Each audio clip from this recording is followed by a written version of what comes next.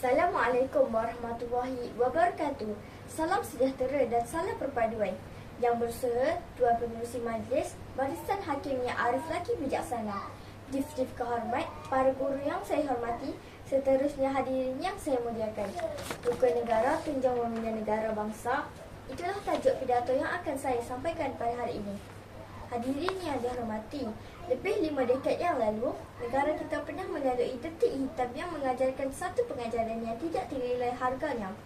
Perpecahan bukan sekadar memusnahkan hubungan sesama manusia, malah mampu meruntuhkan sebuah negara.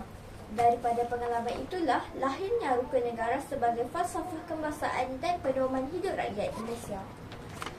Hadirin yang dikasihi, membina negara bangsa bukan tugas kerajaan semata-mata. Ia merupakan tanggungjawab setiap rakyat.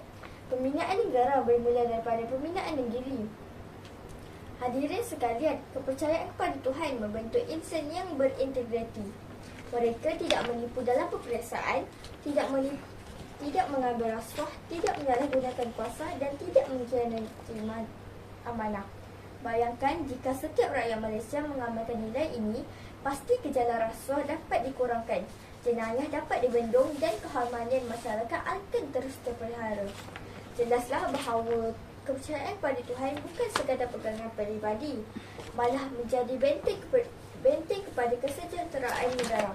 Hadirin sekalian, kesetiaan pada raja dan negara pula tidak terhenti sekadar berdiri tegak ketika lagu negara ku berkumandang atau mengibarkan jalung gemilang pada bulan kemerdekaan.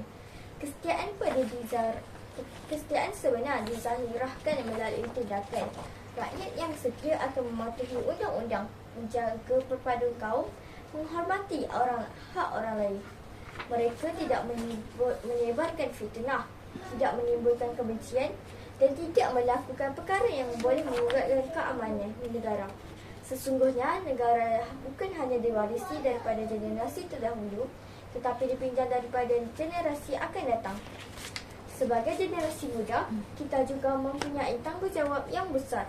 Kesetiaan pada raja dan negara bukan dipupuk sejak di bangku sekolah. Hadirin yang budiman, prinsip kedaulatan undang-undang yang menjadi benteng yang menjamin keadilan, keamanan dan kesejahteraan negara.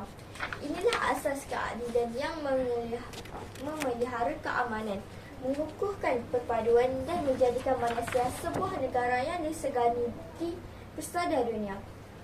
Hadirin sekalian, bayangkanlah apakah yang berlaku sekiranya undang-undang dipandang remeh. Pastinya keamanan akan tergugat, keadilan akan terhakis dan masyarakat akan hidup di dalam keadilan yang porak-poranda. Sebelum saya mengakhiri pidato ini, izinkan saya menyuruh seluruh hadirin, jika kita mahu melihat Malaysia terus aman, mulakan dengan membina akhlak. Jika kita mahu melihat Malaysia terus dihormati, suburkan semangat setia kepada raja dan negara. Jika kita mahu melihat Malaysia yang terus bersatu, semaikanlah kesopanan dan kesusilaan dalam setiap tindakan. Sesungguhnya, rukun negara bukan sekadar 5 prinsip yang dihafal, tetapi kompas perpaduan yang menentukan arah perjalanan sebuah negara bangsa.